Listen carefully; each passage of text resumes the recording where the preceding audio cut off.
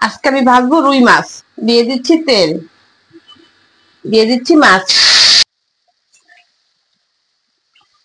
হয়ে গেছে মাছ ভাজা, এটাকে এখন উঠিয়ে নিব। দিয়ে দিচ্ছি তেল, মাছ ভাজা তেলটা।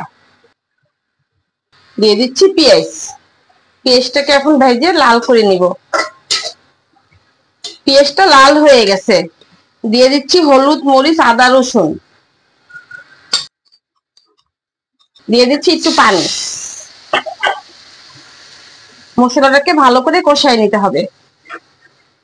মশলাটা কষানো হয়ে গেছে, এটাতে দিয়ে দিব এখন আলু, বটবটি। এটাকে ভালো করে মিলাই নিব।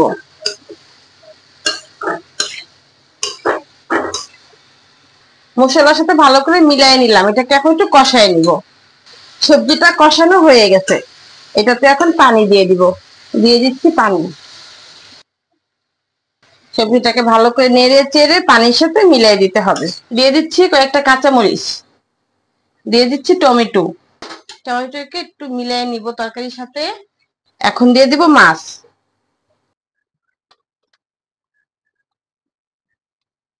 এটা এখন আমি কিছুক্ষণের জন্য ঢেকে দিব। তরকারিটা হয়ে গেছে, একটু জিরার গুঁড়া দিয়ে দিচ্ছি। আল্লাহ হাফেজ।